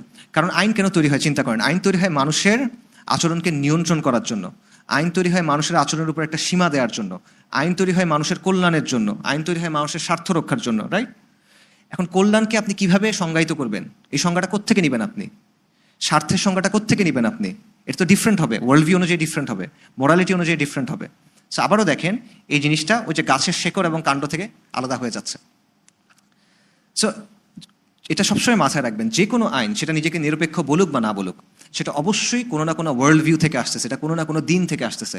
এটা কোরআনের শাসন হোক, এটা বেদের শাসন হোক, এটা ত্রিপিটকের শাসন হোক, এটা সেকুলার সংবিধান হোক, এটা মুজিববাদ হোক, যা কিছু হোক, এটা অবশ্যই কোনো না কোনো ওয়ার্ল্ড ভিউ জায়গা থেকে আসতেছে, কোনো না কোনো বিশ্বাসের জায়গা থেকে আসতেছে। বিশ্বাস ছাড়া কোনো শাসন হয় না, বিশ্বাস ছাড়া কোনো ধরনের আইন হয় না, শাসন ব্যবস্থা তৈরি হওয়া সম্ভব না। তো আধুনিকতার এখানে অবস্থান কি? শাসনের ভিত্তি কি হবে? মানুষের চিন্তা চেতনা, মানুষের বানানো তন্ত্রমন্ত্র, মানুষের বানানো বিভিন্ন মতবাদ, এটা ঠিক করবে। যত সিস্টেম আছে, কমিউনিজম বলেন, লিবারাল ডেমোক্রেসি বলেন, অ্যানার্কিজম বলেন, এনিথিং, এই সবগুলোর ভিত্তি হলো এই জায়গাটা। আর ইসলামের জায়গা থেকে বিধানদাতাকে আল্লাহ, সার্বভৌমকে আল্লাহ, শাসনের ভিত্তিকে ইসলামের শরিয়া, আল্লাহ আল হাকিম ওয়াল হাকাম। এবং সমাজ ও শাসন কিভাবে চলবে, এটার কর্তৃত্ব একমাত্র আল্লাহর। এটা আল্লাহ সুবহানাহু ওয়া তাআলা আর কারোর সাথে শেয়ার করেন নাই। ইনিল হুকমু ইল্লা লিল্লাহ আফা হুকমুল জাহিলিয়াতি ইয়াবগুন ওয়া মান আহসানু মিনাল্লাহি হুকমান লিকাওমিন ইউকিনুন। যে তুমি কি তবে কি তারা জাহিলিয়াতের শাসন কামনা করে? মানে আল্লাহ ছাড়া মুমিন কওমের জন্য শাসন দেওয়ার জন্য কে শ্রেষ্ঠ? প্রশ্নটা আল্লাহ বারবার করছেন। ইনিল হুকমু ইল্লা লিল্লাহ, বিধান একমাত্র আল্লাহর। এবং এর সাথে আল্লাহ আনুগত্যের প্রশ্ন নিয়ে আসতেছেন বারবার। আল্লাহ সুবহানাহু ওয়া তাআলা বলছেন যে মানুষ ততক্ষণ পর্যন্ত মুমিন হবে না যতক্ষণ পর্যন্ত তাদের মধ্যে যে বিবাদ, তাদের মধ্যে যে দ্বন্দ্ব, এটা মীমাংসা করার জন্য কার কাছে যাবে? রাসূলের কাছে যাবে। এবং আল্লাহ এটা শুরু করছেন ফালা ওয়া রাব্বিকা, আল্লাহর কসম করে আল্লাহ বলতেছেন, আল্লাহ তার নিজের কসম করে বলছে যে তুমি মুমিনই হইতে পারবে না এটা ছাড়া। অসংখ্য আয়াত কোরআনের। আচ্ছা, সো এখানেও দেখেন তীব্র বৈপরীত্য। আচ্ছা, তো আমরা যদি দেখেন তিনটা জিনিস নিয়ে আসতে পারেন আপনি পুরো জিনিসটা। আধুনিকতার অবস্থান হলো প্রথমত সে আসমানি কিতাবকে অস্বীকার করে, আল্লাহকে অস্বীকার করে, এটা হলো এক নাম্বার। এবং ব্যক্তিগতভাবে আপনি বিশ্বাস করেন সমস্যা নাই, বাকি এটা আপনি এর বাইরে আনতে পারবেন না, ব্যক্তিগত পর্যায়ের বাইরে এটা আপনি আনতে পারবেন না, এটা আধুনিকতার অবস্থান। তারপর আধুনিকতা হলো মানুষ কেন্দ্রিক, সবকিছুর মূল্যবোধ মানুষ, সবকিছুর কেন্দ্র মানুষ, সবকিছুর মাপকাঠি মানুষ, মানুষের আকল দিয়ে, মানুষের ভালো লাগা দিয়ে সে সবকিছু বিচার করবে। এবং সমাজ এবং শাসন চলবে মানুষের বানানো মতবাদ দিয়ে, মানুষের চিন্তা দিয়ে। এই আগের দুটা পয়েন্টের সার নির্যাস হলো এটা। এটা হলো আধুনিকতার অবস্থান। আবারও বলতেছি, আধুনিকতার অবস্থানের তিনটা মূল ভিত্তি হলো: এক, সে স্রষ্টা এবং আসমানি কিতাবকে অস্বীকার করে; দুই, সে মানুষ কেন্দ্রিক, মানুষকে কেন্দ্র বানায়, মানুষকে মাপকাঠি মানায়; তিন, সমাজ এবং শাসন চলবে মানুষের মাধ্যমে, মানুষের চিন্তা, মানুষের আকল দিয়ে। ইসলামের অবস্থান তো কি? ইসলামের অবস্থান হলো লা ইলাহা ইল্লাল্লাহ মুহাম্মাদুর রাসূলুল্লাহ। ইসলামের অবস্থান হলো কুফর বিত তাগুত ওয়া ঈমান বিল্লাহ। ইসলামের অবস্থান হলো রিসালাত, ইসলামের অবস্থান হলো ওয়াহি। এবং এখানে সব কিছু চলে আসে। এটা চাইলে আপনি এখন 2 দিন ধরে ব্যাখ্যা করতে পারেন, এটা চাইলে আপনি 1 লাইনের মধ্যে বুঝতে পারেন। আচ্ছা, সো এই দুইটা অবস্থান সাংঘর্ষিক। ইসলামের কেন্দ্রে আল্লাহ, আধুনিকতার কেন্দ্রে মানুষ, মানুষের আকল। সো এই কারণে আমাদের মধ্যে যে সংশয় সংঘর্ষ তৈরি হয়, যে প্রবলেমগুলো আমরা ফেস করি, এটার কারণটা হলো এই সংঘাতগুলো না বোঝা, এই সংঘাতগুলো গোড়া থেকে ঠিক না করা। এই কারণে এই প্রবলেমগুলো হচ্ছে। এই পুরো জিনিসটা আমরা আরেকটা জিনিস দিয়ে বুঝাই, সেটা হলো প্রমিথিউস এবং খিলাফা বা খালিফা। গ্রিক দর্শনে প্রমিথিউস নামে একটা ক্যারেক্টার আছে। গ্রিক দর্শন বলে, বা সরি দর্শন না, গ্রিক পুরাণে, গ্রিক মিথোলজিতে দেবতাদের 2টা ধারা ছিল বা 2টা জাত ছিল, একটা হলো টাইটানস, একটা হলো অলিম্পিয়ানস। তো এর মধ্যে প্রমিথিউস নামে একটা দেবতা ছিল, সে হলো টাইটান। সে মানুষকে তৈরি করছে, নাউজুবিল্লাহ, এবং সে মানুষকে তৈরি করছে দেবতাদের মতো করে। মানুষকে সে সোজা হয়ে হাঁটার ক্যাপাসিটি দিছে। অন্য প্রাণী সোজা হয়ে হাঁটতে পারে না, মানুষ পারে। তো এটাতে অন্য দেবতারা রাগ করছে, তাদের সেটা পছন্দ হয় নাই, তারা মানুষকে নিয়ন্ত্রণ করতে চায়। তো তারা কি করলো, মানুষকে যেন নিয়ন্ত্রণ করা যায়, দমায় রাখা যায়, এজন্য দেবতাদের যে রাজা জিউস, সে পৃথিবী থেকে আগুন উঠায় নিয়ে গেল। পৃথিবীতে আর কোনো আগুন নাই, কিন্তু মানুষের আগুন লাগবে। আগুন ছাড়া বিজ্ঞান হবে না, আগুন ছাড়া প্রযুক্তি হবে না, আগুন ছাড়া শিল্প সাহিত্য হবে না। প্রমিথিউস করলো কি, মাউন্ট অলিম্পাস থেকে বা স্বর্গ থেকে যেটাই বলেন, আগুন চুরি করে এনে মানুষকে দিল, এবং এই আগুন দিয়ে মানুষ সভ্যতা তৈরি করলো, সমাজ তৈরি করলো। ঠিক আছে, মানুষের সেভিয়ার হলো প্রমিথিউস। তো এটাতে দেবতারা রেগে গেল, এবং জিউস কি করলো, শাস্তি দিল প্রমিথিউসকে, ভয়ানক শাস্তি। সেটা হলো প্রমিথিউসকে একটা পাহাড়ের সাথে বেঁধে রাখা হলো। প্রতিদিন সকালবেলা একটা বড় ঈগল পাখি আসে, সে এসে ঠুকরে ঠুকরে তার হৃৎপিণ্ডটা খায়। রাত্রেবেলা এটা আবার আগের মতো হয়ে যায়, পরদিন সকালে আবার ঈগল আসে। এটা হলো গ্রিক মিথোলজির একটা অবস্থান বা বয়ান। তো আধুনিকতা মানুষকে দেখে প্রমিথিউসের মতো করে। প্রমিথিউস হলো মডেল। প্রমিথিউস, গ্রিক পুরাণে দেবতারা হলো মানুষের বিরুদ্ধে, দেবতারা মানুষকে নিয়ন্ত্রণ করতে চায়, আসমান মানুষকে কন্ট্রোল করতে চায়, আসমান মানুষকে দমায় রাখতে চায়। আর মানুষের মুক্তি হলো দেবতাদের বিরুদ্ধে যে আসমানের বিরুদ্ধে বিদ্রোহ করে। এবং মানুষের মুক্তি কিভাবে, জ্ঞান দিয়ে, প্রযুক্তি দিয়ে, শিল্প সাহিত্য দিয়ে। আধুনিকতার অবস্থান এটা, যে আপনার আসমানের বিরুদ্ধে বিদ্রোহ করতে হবে, আপনার নিজের সার্বভৌম হয়ে উঠতে হবে, এবং আপনার জ্ঞান, আপনার বিজ্ঞান, আমার প্রযুক্তি, এটা দিয়ে আমি পৃথিবীতে জায়গা করে নিব। এটা হলো আধুনিকতার অবস্থান। আধুনিকতা মানুষকে দেখে প্রমিথিউস হিসেবে। ইসলাম কি বলে? ইসলাম মানুষকে বলে, ইসলাম আল্লাহর গোলাম, মানুষ আল্লাহর গোলাম, গোলামের ঘরে গোলাম, উবুদিয়ার কনসেপ্ট। মানুষ আবেদ, এবং আল্লাহ বারবার আমাদের বলছেন আমরা তার গোলাম, আমরা তার সৃষ্টি। আল্লাহ আমাদের জ্ঞান দিয়েছেন, আল্লাহ আমাদের সক্ষমতা দিয়েছেন, কিন্তু তারপরও আমরা আল্লাহর গোলাম। এবং মানুষ মাটির তৈরি, কিন্তু মাটির পৃথিবী কিন্তু আপনার আলটিমেট ঠিকানা না। আপনার আলটিমেট ঠিকানা জান্নাত, আখেরাত। আচ্ছা, এবং মানুষ দুনিয়াতে সীমিত একটা সময়ের জন্য আছে, সে মূলত আখেরাতের মুসাফির। মৃত্যুর পর আল্লাহ সব মানুষকে পুনরুত্থিত করবেন, সবার মধ্যে বিচার করবেন, এবং মানুষ হলো দুনিয়াতে আল্লাহর খালিফা, ইন্নী জাইলুন ফিল আরদি খালিফা। এবং বনি আদমকে আল্লাহ সুবহানাহু ওয়া তাআলা অন্য প্রাণীদের উপরে কর্তৃত্ব করার একটা ক্যাপাসিটি দিছেন। কেন দিছেন? দায়িত্ব সহ দিছেন, যাতে করে সে কি করে, হাক্কুল্লাহ এবং হাক্কুল ইবাদ, সে সৃষ্টির হক এবং স্রষ্টার হক যেন সে মেনে চলে, এবং দুনিয়াতে আল্লাহর নাজিল করা দিনটা সে কায়েম করে। তাহলে পার্থক্যগুলো দেখেন। আধুনিকতা মানুষকে দেখতেছে প্রমিথিউস হিসেবে, স্রষ্টার বিরুদ্ধে বা আসমানের বিরুদ্ধে বিদ্রোহী হিসেবে। ইসলাম দেখতেছে উবুদিয়ার জায়গা থেকে, যে আমি গোলাম। আধুনিকতা বলতেছে বিদ্রোহ করার কথা, ইসলাম বলতেছে প্রতিনিধিত্বের কথা, খালিফার কথা। মানুষ পৃথিবীতে আল্লাহর খালিফা। আধুনিকতা বলতেছে যে আসমানের বিরুদ্ধে বিদ্রোহ করলেই তুমি সফল হতে পারবা, ধর্মের শাসন থেকে বের হতে পারলে তুমি সফল হতে পারবা। ইসলাম বলছে তুমি সফল হবা তাওহীদ এবং তাকওয়ার মাধ্যমে। আধুনিকতা বলতেছে, আধুনিকতা সবকিছু কোন জায়গায়, দুনিয়া দুনিয়া দুনিয়া, দুনিয়ার জায়গা থেকে মানুষ কেন্দ্রিকতা। ইসলাম বলতেছে তাওহীদ, ইসলাম বলছে আখিরা তোমার মূল জায়গা, ওয়ামাল হায়াতুদ দুনিয়া ইল্লা মাতাউল গুরুর। আচ্ছা, এবং আধুনিকতা বলছে সবকিছুর মাপকাঠি মানুষের আকল, মানুষের বিবেক। ইসলাম বলছে সবকিছুর মাপকাঠি আল্লাহ, আল্লাহর ওয়াহি, আল্লাহ রাসূলের শিক্ষা, আল্লাহর আম্বিয়া কেরামদের শিক্ষা। কাজেই মৌলিক পার্থক্য হচ্ছে, এবং আমি জাস্ট আপনাদের এক্সাম্পল দিয়ে শেষ করি যে এই পার্থক্যগুলো কীভাবে আপনার জীবনে আপনি দেখছেন। আপনারা শুনছেন না, মাই বডি মাই চয়েস, নারীবাদীরা বলে আমার শরীর আমার সিদ্ধান্ত। গর্ভপাতের ক্ষেত্রে তারা এটা বলে, পোশাকের ক্ষেত্রে বলে। আধুনিকতার জায়গা থেকে কথাটা সঠিক, শরীর তার, সিদ্ধান্ত তার। ইসলামের জায়গা থেকে কথাটা 100% ভুল, কারণ শরীর তার না, এই শরীরের মালিক কে? আল্লাহ।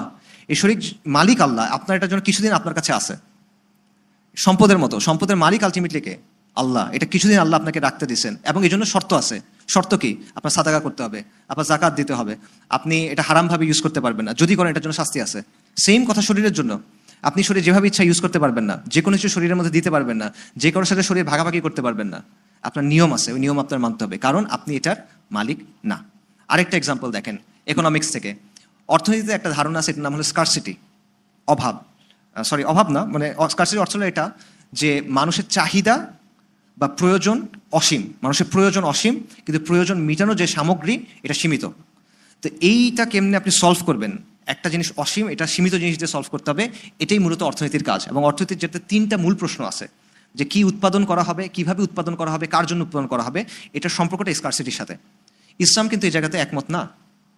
মানুষের প্রয়োজন অসীম, মানুষের প্রয়োজন অসীম কিন্তু প্রয়োজন মিটানোর জিনিস নাই, এটা ইসলাম মানে না।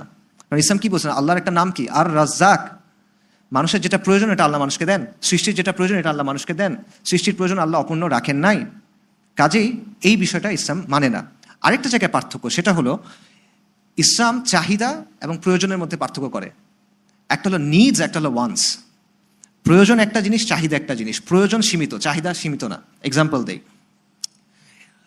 রমাদানের সময় ইফতারের 15 মিনিট আগে আপনি মনে করেন ইফতার কিনতে গেছেন কোনো জায়গায়, আপনার তখন মনে হবে পুরো দোকান সহ কিনে নিয়ে চলে আসতে।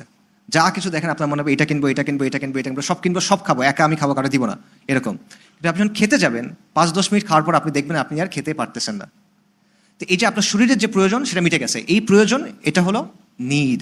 আর আপনার ভেতরে যে চাহিদাটা, খাইতে হবে, খাইতে হবে, খাইতে হবে, চোখের যে খিদা বলি আমরা, এটা হলো ওয়ান্ট। এটার কোনো সীমা নাই, এটা চলতে থাকবে। নবী সাল্লাল্লাহু আলাইহি ওয়াসাল্লাম কি বলছেন? যে আদম সন্তানের যদি 2টা মাঠ ভর্তি, 2টা উপত্যকা ভর্তি স্বর্ণ থাকতো, তাহলে সে তৃতীয় একটা চাইতো। এবং বনি আদমের পেট একটা জিনিস ছাড়া আর কোনো কিছু দিয়ে কখনো পূর্ণ হবে না। সে একটা জিনিস কি? মাটি, কবরের মাটি, এটা ছাড়া আর কোনো কিছু দিয়ে পূর্ণ হবে না। সো দেখেন, ইসলামের জায়গা থেকে আপনি ফোকাস করবেন কোন জায়গায়? প্রয়োজনটা পূরণ করার দিকে। প্রয়োজন পূরণ করলে মানুষ প্রশান্ত হয়, স্থিতাবস্থায় আসে। কিন্তু চাহিদার পিছিয়ে আপনি যখন দৌড়াবেন, আপনি কন্টিনিউয়াস অস্থিরতার মধ্যে থাকবেন। আরও লাগবে, আরও লাগবে, আরও লাগবে, ইয়া নাফসি, ইয়া নাফসি, ইয়া নাফসি, নাফসানিয়াত। এ থেকে আপনি বেরোতে পারবেন না। তাহলে দেখেন, জাস্ট ওই ছোট ছোট বিষয়গুলো, মৌলিক প্রশ্নগুলো, ওগুলোর কারণে কিন্তু এই পার্থক্যগুলো হচ্ছে অর্থনীতির ক্ষেত্রে, রাজনীতির ক্ষেত্রে, সব কিছু ক্ষেত্রে, মাই বডি মাই চয়েস, সব কিছুর ক্ষেত্রে। এখানে চাইলে মানবাধিকার নিয়ে বড় আলোচনা করা যায়, এটা আর করলাম না, সময় নাই। এটা হয়। সো আমি শেষ করি। দেখেন, এই যে পার্থক্যগুলা, এটা কিভাবে আমাদেরকে সমস্যার মধ্যে ফেলে। আমরা কতগুলো জিনিসকে সঠিক বলে ধরে নিছি, যেমন মনে করেন মানবাধিকার, নারীবাদ বা নারী অধিকার, তারপর মনে করেন মুক্ত চিন্তা, স্বাধীনতা, ব্যক্তি স্বাধীনতা, গণতন্ত্র, এরকম অনেক বিষয় আছে যেগুলো আমরাকে বিনা প্রশ্নে সঠিক বলে ধরে নিছি। আবার আমরা ইসলামকেও মানতেছি। তো যখন আমরা দেখতেছি কেউ এসে প্রশ্ন করে যে আসলে ইসলামের মধ্যে কি এগুলো আছে, ইসলামের সাথে কি এগুলো কি মিলে, তখন প্রশ্ন কি হবে? হ্যাঁ অথবা না। এখন যেহেতু আপনি এগুলোকে সঠিক বলে ধরে নিছেন, যদি না উত্তর দেন তখন কি হয়? কিছু মানুষ যখন দেখে যে না, আসলে ইসলামের সাথে এটা মিলতেছে না, মানবাধিকারের অনেক কিছু ইসলামের সাথে মিলতেছে না, নারী অধিকারের অনেক কিছু ইসলামের সাথে মিলতেছে না, তখন তাদের অবস্থা কি হয়? তারা ইসলাম থেকে বের হয়ে যায়, মুরতাদ হয়ে যায়। আরেকটা অংশ কি করে? তারা বলে হ্যাঁ সব ইসলামের মধ্যে আছে, এগুলোও ভালো, ইসলামও ভালো, যেহেতু দুটোই ভালো তার মানে দুটোই এখানে আছে। কিন্তু এটা বললে তো হবে না, এটা আপনার মিলাইতে হবে। মিলানোর জন্য তখন তারা কি করে? তখন তারা ইসলামের নতুন নতুন ব্যাখ্যা করে। সালাফুস সালিনের ব্যাখ্যা থেকে সরে গিয়ে, কোরআন এবং সুন্নাহর অবস্থান থেকে সরে গিয়ে নানা ধরনের যুক্তি তর্ক এই সেই দিয়ে নানা ধরনের ব্যাখ্যা করে। এবং এটার ফলে কি হয়? এইটার ফলে আপনি যেটা বলেন যে মডারেট বলেন, মডার্নিস্ট বলেন, এই জিনিসপত্রগুলো এটার জন্য তৈরি হয়। সমস্যাটার গোড়াটা একটা জায়গায়, যে আপনি সংঘর্ষটা বুঝতেছেন না এবং আপনি শুধুমাত্র ইসলামকে ধারণ করার মধ্যে সন্তুষ্ট হতে পারতেছেন না। আপনি অলরেডি আধুনিকতা থেকে আসা বিষয়গুলোকে চিরন্তন সত্য হিসেবে মেনে নিচ্ছেন এবং ওটার সাথে ইসলামকে মানানোর চেষ্টা করতেছেন। একটা ছোট একটা ছাঁচ আপনাকে আধুনিকতা দিছে, আপনি চাচ্ছেন ইসলামটাকে এটার মধ্যে রাখতে, এটা আপনি রাখতে পারবেন না, তাই ইসলামকে কাটতে হচ্ছে। ঠিক আছে, এটা হলো সমস্যা। করার কথা উল্টাটা, আপনি ইসলামটা সঠিকভাবে বোঝেন, এটা দিয়ে আধুনিকতাকে জাজ করেন। আধুনিকতা সবই খারাপ এটা আমি বলতেছি না, কিন্তু আপনার মৌলিক অবস্থানটা সঠিক হইতে হবে, আপনার বুঝতে হবে কোনটা সমস্যা। ঠিক আছে, তা না হলে এই দুটো জিনিসের একটা হবে, ইদার সে দিন থেকে বের হয়ে যাবে, মুরতাদ হয়ে যাবে, অথবা সে দিনকে বিকৃত করবে, গোমরাহ হয়ে যাবে, মডারেট যা কিছু বলেন এই জিনিসপত্রগুলো হবে। আচ্ছা, সো এই জন্য আলটিমেটলি আমাদের যেটা করতে হবে, দিনের অবস্থানকে সঠিকভাবে ধরতে হবে। এবং এই জিনিসটা করা সালাফুস সালিনের মেজাজে যদি আপনি যান, তাহলে এত জটিল কথাবার্তার দরকার নেই, এমনি আপনি পারবেন। আমি আপনাদের এক্সাম্পল দিয়ে কথা শেষ করতেছি। এইটা সম্ভবত আবু হুরায়রা রাদিয়াল্লাহু আনহুর ঘটনা। যখন পারস্য বিজয় হয়েছে, সাহাবায়ে কেরাম গেছেন, মুসলিম আর্মি গেছেন, ওনারা খাওয়া দাওয়া করতেছেন। তো খাওয়ার সময় খাবার মাটিতে পড়ে গেছে, তো একজন সাহাবী ওটা উঠে আবার খাচ্ছেন। তখন আরেকজন এসে বলতেছে, আপনি মুহাম্মদ রাসূলুল্লাহ সাল্লাল্লাহু আলাইহি ওয়াসাল্লামের নবী, সাহাবী, এখানে যে মানুষরা আছে সবাই আপনাদের দেখতেছে, আপনাদের বিশেষ একটা সম্মান আছে, এবং এই মানুষরা এটাকে খারাপ মনে করে। খাবার পড়ে গেলে একটু উঠায় খাওয়া, এটা কইরেন না আপনি। তখন ওই সাহাবী বলতেছেন যে কাফেররা কি মনে করবে, এই জন্য আমি আমার রাসূলের কথা ছেড়ে দিব? ঠিক আছে, এত তত্ত্বের দরকার নেই। এটা হলো যে সাহাবীদের বুঝ। এবং এরকম ঘটনা আছে যে মুসলিমরা যখন পারস্য বিজয় করছে, তারা গিয়ে কর্পূর দেখছে প্রথমবারের মতো, কাফুর কর্পূর। এটা বুঝতেছে নাকি, মানুষ মনে করছে এটা খাবার জিনিস তারা, এবং তারা রুটি দিয়ে খাওয়ার চেষ্টা করছে কর্পূর। এরকম মানুষকে দিয়ে আল্লাহ সুবহানাহু ওয়া তাআলা ফাতাহ করছেন, এরকম মানুষকে দিয়ে আল্লাহ সুবহানাহু ওয়া তাআলা দিনকে বিজয়ী করছেন। এবং আপনারা জানেন বিখ্যাত ঘটনা, রাবি ইবনে আমর রাদিয়াল্লাহু তাআলা আনহু রুস্তমের সাথে দেখা করছেন। উনি কথা কি বলছেন সেটা আমরা সবাই জানি। উনি এসে তাকে রুস্তম জিজ্ঞেস করছেন যে তোমরা কেন আসছো, কি চাও তোমরা? উনি বলছেন আমরা আসছি মানুষকে মাখলুকের গোলামি থেকে মুক্ত করে খালিকের গোলামের দিকে নেওয়ার জন্য। আমরা আসছি মানুষকে মিথ্যা ধর্ম থেকে বের করে ইসলামের আলোর দিকে আনার জন্য, এবং আমরা আসছি মানুষকে দুনিয়ার সংকীর্ণতা থেকে বের করে আখিরাতের প্রশস্ততার দিকে নেওয়ার জন্য। রাইট? কিন্তু উনি গেছেন কিভাবে, এটাও ইম্পর্টেন্ট। আমার কাছে এটা খুব ইম্পর্টেন্ট মনে হয়। রুস্তমরা বসে আছে বিশাল তাঁবুর মধ্যে, পারস্য গালিচা, সুন্দর জাঁকজমকপূর্ণ একটা অবস্থা। এর মধ্যে রাবি ইবনে আমর আসছেন, ধুলায় ধূসরিত, আরো বেদুইনের মতো করে আসছেন, এসে ঘোড়া রাখছেন, ঘোড়া বাঁধছেন, মানে হাজার হাজার দিরহামের দামি তাঁবুর সাথে বেঁধে রাখছেন। তারপর তার বর্ষা উল্টা করে ফেলছেন গালিচার উপরে, এটা টানতে টানতে সামনে গেছেন, পাত্তা দেন নাই। এটা হলো তাদের অবস্থান। এবং এই অবস্থান থেকে আমরা অনেক দূর সরে গেছি আজকে। আজকে আপনারা দেখেন ফিলিস্তিনের অবস্থা, আপনারা দেখেন ফিলিস্তিনে আমাদের ভাইরা আছে, তারা ত্যাগের কি নজরানা দিচ্ছেন, প্রতিষ্ঠা করতেছেন, এটা আমরা দেখতেছি। আল্লাহ তাদের উত্তম জাযা দান করেন। পুরা উম্মার জন্য তারা দৃষ্টান্ত প্রতিষ্ঠা করছেন। আল্লাহ তাদেরকে শহীদ হিসেবে কবুল করেন, আল্লাহ তাদেরকে বিজয় দেন, সাফল্য দেন। কিন্তু আমাদের কি অবস্থা? আমরা কি করলাম? 1 বছর ধরে আমাদের ভাইদের এই অবস্থা হইলো, আমরা কি করলাম? 40,000-এর উপরে মানুষ মারা গেল, সম্ভবত 1 লাখের উপরে মানুষ মারা গেছে। আমরা কি করছি? আজকে যদি তারা আল আকসা দখল করে নেয়, ভেঙে ফেলে, আমরা কি করব বলেন তো আপনি? কিচ্ছু করবো না আমরা। 1 বছর ধরে আপনার সামনে আপনার বোনদের মারা হয়েছে, আপনার ভাইদের মারা হয়েছে, আপনাদের বাচ্চারা ছিন্ন বিচ্ছিন্ন হয়ে গেছে, পলিথিনের মধ্যে করে ডেড বডি নিয়ে যেতে হয়েছে। আমরা কি করতে পারছি? আমরা কিচ্ছু করতে পারি নাই। এটা মুহাম্মদ রাসূলুল্লাহ সাল্লাল্লাহু আলাইহি ওয়াসাল্লামের উম্মাহ।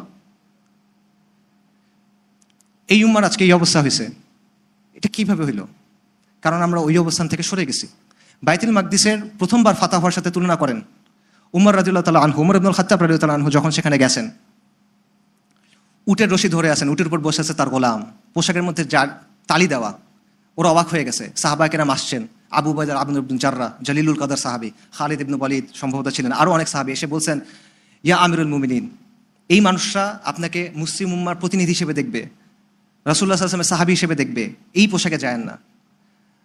উমর রাদিয়াল্লাহু আনহু ঘুষি মারছেন আবু উবাইদা উমর ইবনে জাররাহকে, যে তুমিও এটা বললা? আমরা ছিলাম সবচেয়ে লাঞ্ছিত জাতি, আমরা ছিলাম সবচেয়ে অপমানিত জাতি। আল্লাহ আযজা ওয়া জাল্লা আমাদেরকে দ্বীন ইসলাম দিয়ে সম্মানিত করছেন। যদি আমরা এটা থেকে সরে যাই, তাহলে আমরা সবচেয়ে বেশি লাঞ্ছিত জাতি আবার হব। আমাদের সম্মানের উপায় একটাই, আমাদের বিজয়ের উপর একটাই, দ্বীন ইসলামকে পূর্ণাঙ্গভাবে আঁকড়ায় ধরা, যেটা উমর রাদিয়াল্লাহু আনহু বলছেন। এবং উমর রাদিয়াল্লাহু আনহুর কথা সত্য, আল ফারুকের কথা সত্য। আজকে আমাদের সেই অবস্থাটা হয়েছে, আমরা এগুলো থেকে সরে গেছি, আমরা সবচেয়ে বঞ্চিত, আমরা সবচেয়ে লাঞ্ছিত। এবং আমাদের বাইতুল মাকদিস যেটা, আল আকসা যেটা, সেটা রক্ষা করার ক্ষমতা আমাদের নাই। এবং এটা থেকে মুক্ত হওয়ার উপায় একটা, সেটা হলো যে আপনার আবার দিনে ওইভাবে ফেরত যেতে হবে যেভাবে সাহাবায়ে কেরাম দিনকে বুঝছেন। আসসালামু আলাইকুম ওয়া রাহমাতুল্লাহি ওয়া বারাকাতুহু।